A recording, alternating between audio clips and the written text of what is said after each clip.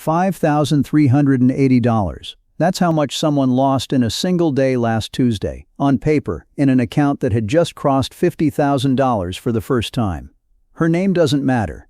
What matters is the number, and what it did to her, because the same thing is about to happen to you, if it hasn't already. 6 months earlier, a 10% drop on her account would have cost about $1,000. Annoying, forgettable. This time, the exact same 10% cost her $5,380. Same percentage. More than 5 times the sting. This isn't rare either.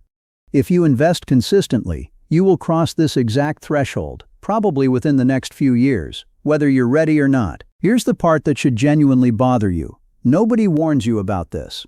Every article about investing tells you to expect volatility. Nobody tells you the volatility gets heavier at a specific calculable weight, and that weight has a name. My name's Nick. I spend way too much time thinking about why the same math feels different depending on the size of the number behind it.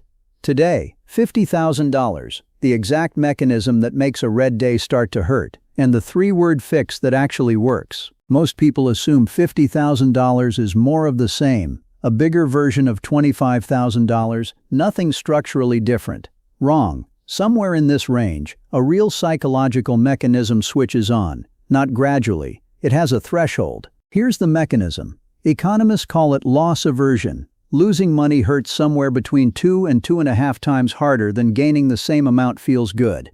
Not a metaphor, a measured psychological ratio, replicated across decades of research. Below 50,000, a 10% market drop is small in raw dollars, a few hundred, maybe 1,000. Annoying, not memorable. At 50,000, that same 10% is $5,000. Not an abstraction anymore. A used car, 4 months of groceries. A number your brain can actually attach a real loss to. The percentage didn't change. The math behind it didn't change. What changed is that the number finally got heavy enough for loss aversion to clock in for work. Read that again. $1,000 becomes $5,380 for the exact same 10%. Sit with that for a second. Compare that to somebody sitting on the exact same $50,000 but in a low-yield savings account instead of the market.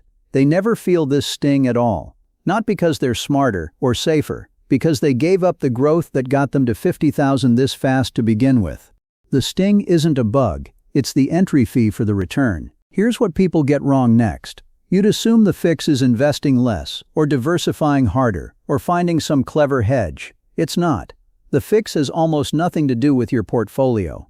It has to do with what you do in the 60 seconds after you see the red number, and that's the part almost nobody talks about. And it's worth being precise about why this threshold isn't the same for everyone. Someone with a higher household income might not feel a real sting until $150,000. Someone living closer to paycheck might feel it at $20,000. The dollar figure moves.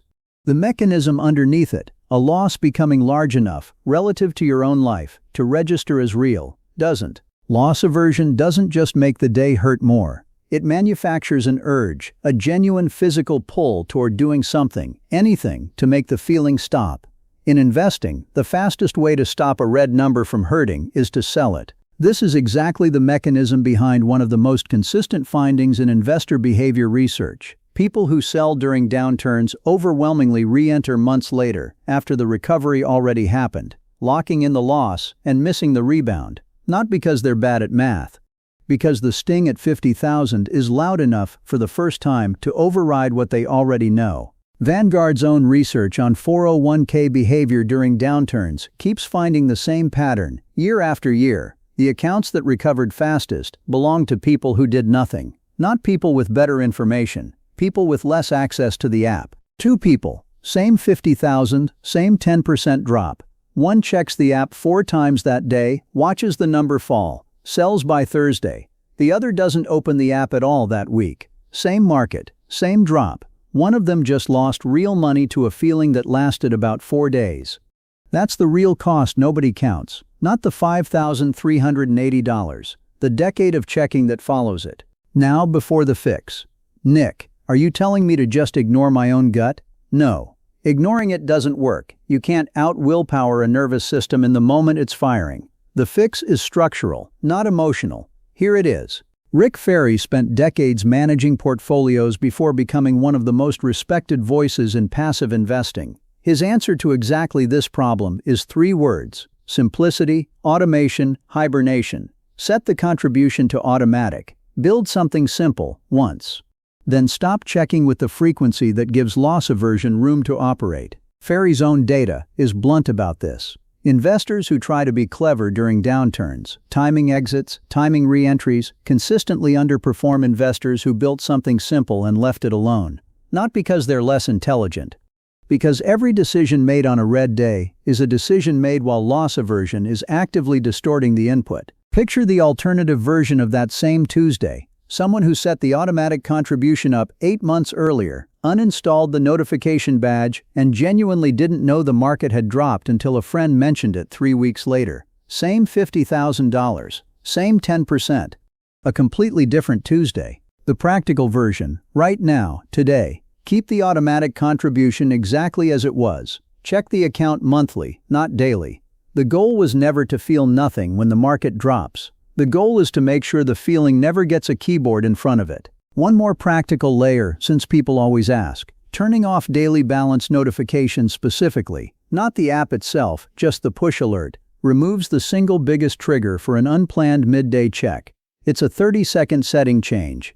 It's also one of the highest leverage 30 seconds available to anyone who's ever sold at the wrong moment before. Remember that nervous system reaction, the daily checking, the finger hovering near sell? Here's what actually recalibrates it. Repetition. Drop, recovery, drop, recovery. Enough times that the brain updates its own model of what a red day means. Drop 1 feels like an emergency. Drop 20 feels like weather. That recalibration doesn't come from checking more. It comes from checking less and letting the account's own history do the convincing. So, back to that Tuesday. $5,380 down, on a portfolio that had just crossed $50,000 for the first time. The urge to do something didn't disappear. It never fully does, but the account stayed untouched. The automatic contribution went through 2 days later, at a lower price, which mathematically is not a bad thing, even though nothing about that moment feels mathematical. A month later, the account had recovered, and then some. The $5,380 red day is now a single data point in a much longer chart, invisible unless you go looking for it. Nobody posts a screenshot of the day they didn't sell. That's exactly why almost nobody knows how common it actually is. The sting was real, it just wasn't information. A heavy number and a warning sign have never been the same thing. Quick, honest note before you go. YouTube doesn't show this channel to everyone who's subscribed. Only to the people it thinks will actually watch. The way it decides that is simple. Who watches past this point, and who comes back for the next one? So if this was useful, staying to the end and coming back next week does more for this channel than any comment ever could, though I do read every comment too. Have you had a red day that actually hit your stomach, even though you knew intellectually it didn't matter? Tell me in the comments, and whether you touched anything. I'll see you in the next one.